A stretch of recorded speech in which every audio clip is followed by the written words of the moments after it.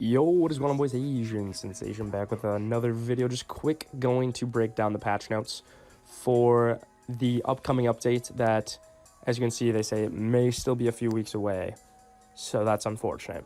But a few weeks could be a long time. That could mean anything, anywhere from 2 to like 4 weeks. So hopefully we see some changes soon. But let's kind of just talk about the things that I really care about in this patch note, kind of preview, and we'll go from there. So hacks and cheats, yada yada yada, haven't had to worry about that.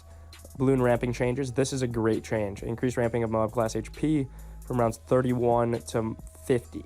So that's going to be great. That's going to mean the late game is going to be a lot more difficult, and you're not going to see all those draws at round 40 that drag on to around 50 to ties on like docks and stuff like that. So I like that change a lot. Going to make the late game a lot more kind of skillful, I would say.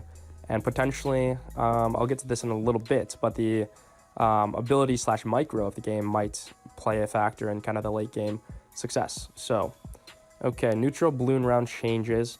So here they're basically just making AI a little bit tougher and making a few rounds shorter, it looks like.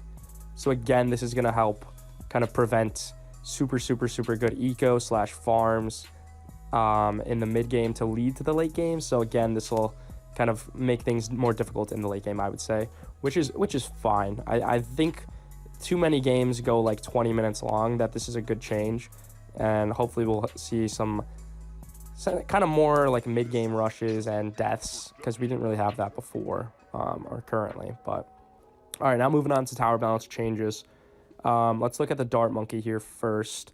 Looks like Super Monkey Fan Club got nerfed, as did the Plasma Fan Club. Ultra Jug got slight buff. Crossbow 5th tier got buffed. Pretty mild changes if you ask me. I don't really use Dart, so I can't really provide too much input on that. But interesting next tower is Boomer.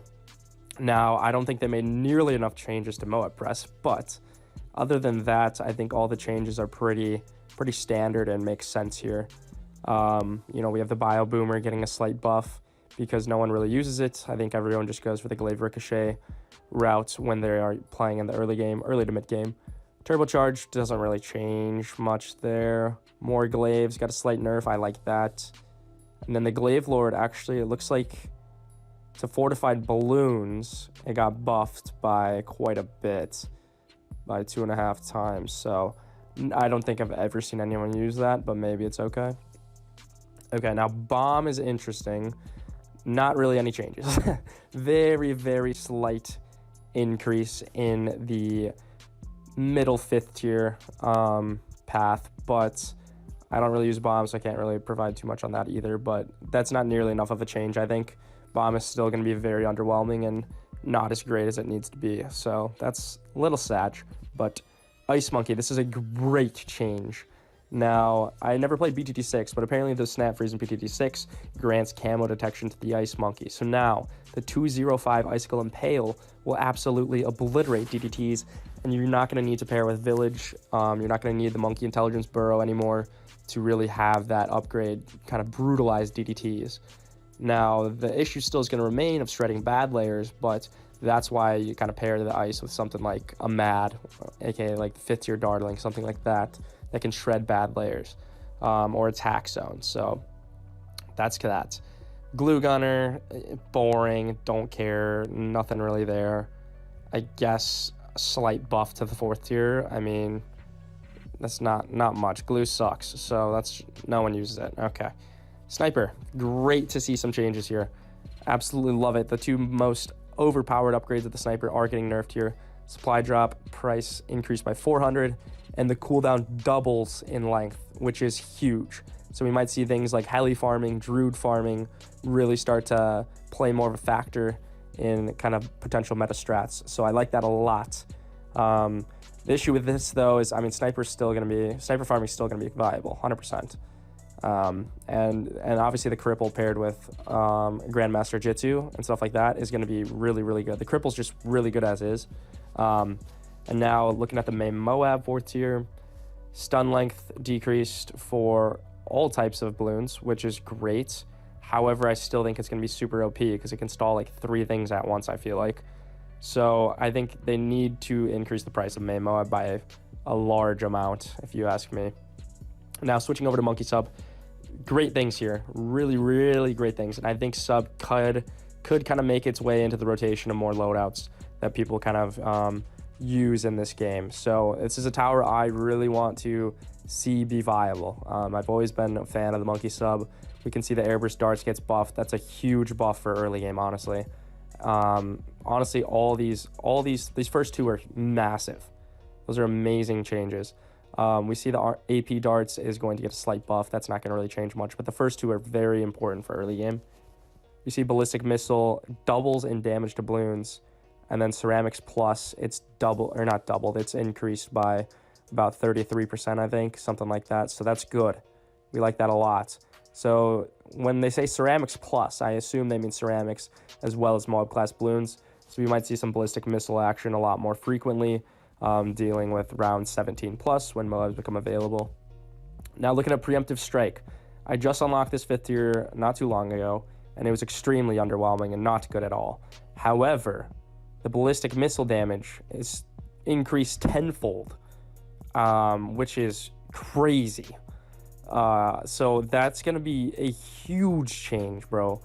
Like, the Ballistic Missile damage, I don't know if that's, like, the actual, like, strike thing. Preemptive Strike, Ballistic Missile.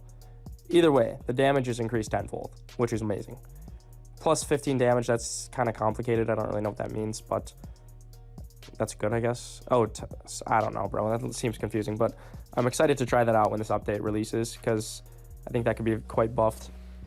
And probably the best change of them all is the fact that now you can micro first strike capability as well as the preemptive strike without a cooldown. So now you can actually micro in this game, and that's going to apply to other towers like the Monkey Ace, as we can see right here.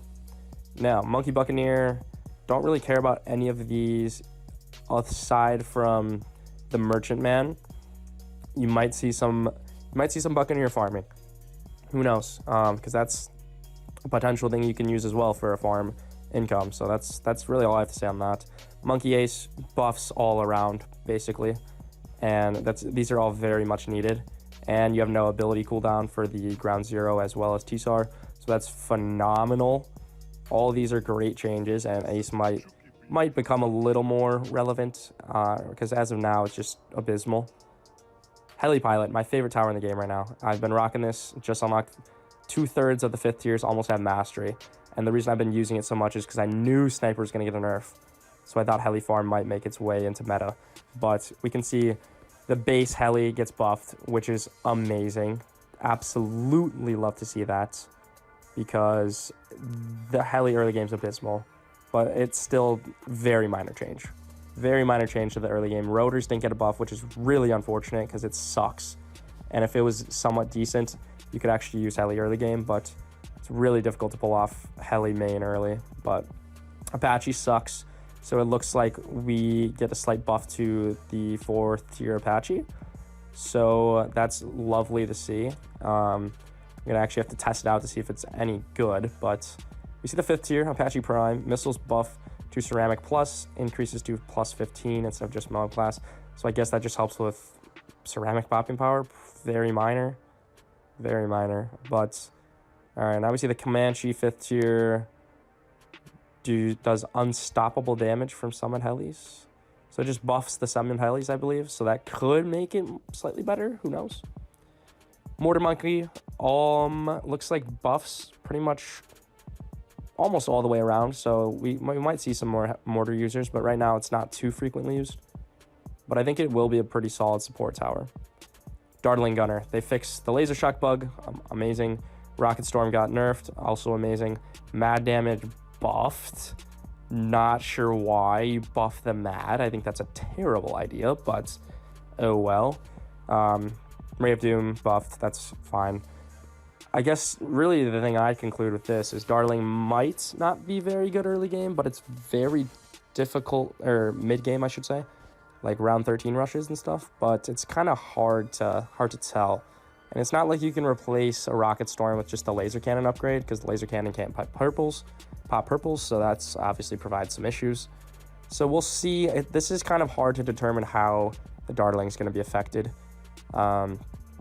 This is one where you just kind of have to wait till it's released to really test it out. Monkey Wiz, a tower that basically gets no love, and it's just not really that great at all. But it looks like we see Fireball buff by quite a bit, which is good because that'll help it out in the early game.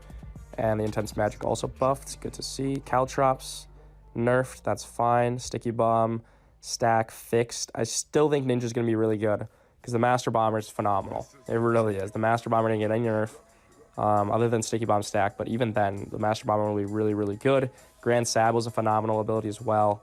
And then just pairing a Grandmaster Ninja with something like either a Village or a Cripple can be really deadly. So expect Ninja to be in quite a bit of loadouts. Knockback, we see, I wanted a Dark Knight price increase, and they increase it by $100. Like, that's going to do anything.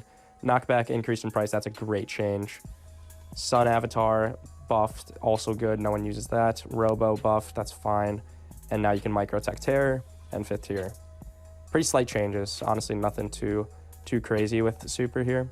So I think it's still going to kind of be about the same as it was before. Now, Banana Farm updates. Holy cow. Banana Farm will be in so many more loadouts. I think this is the biggest change out of the update, if you ask me, in terms of what tower is going to get more love than it did, more love than it had before the update. So when this update rolls around, this baby's going to be in so many more loadouts. Yeah, it's going to be insane. Absolutely insane. Spactory, slight nerf, pretty much not many changes. Monkey Village, Homeland is now microable. That's fine. No changes to Druid, which is lame. No changes to what else? Yeah, there's not really been any changes. What's the other tower I'm thinking of? There's one other tower that didn't get any changes. I don't know. Whatever. Okay. Well, arena changes. They might take out some of the longer maps, it looks like, which is okay. I'm fine with that, especially Docks. Docks sucks. But I do like Mayan, not gonna lie. We're considering changing the trophy bands, yada, yada, yada. Okay, that's fine. And that's it. And then the biggest things, I think, for the update after this upcoming updates, the update of the updates, private matches earn XP, that's huge. Universal XP system, also huge. And some new maps, love to see it. So that's it. Let me know what you guys' thoughts are. Oh, no NG changes, that's the thing. NG might be viable on all short maps, I think. But really, that's all I have to say. Hope you guys enjoyed my kind of input on this. Let me know what you think about the update and potential changes. And I'll see you guys in the next one. Make sure you subscribe. Bye.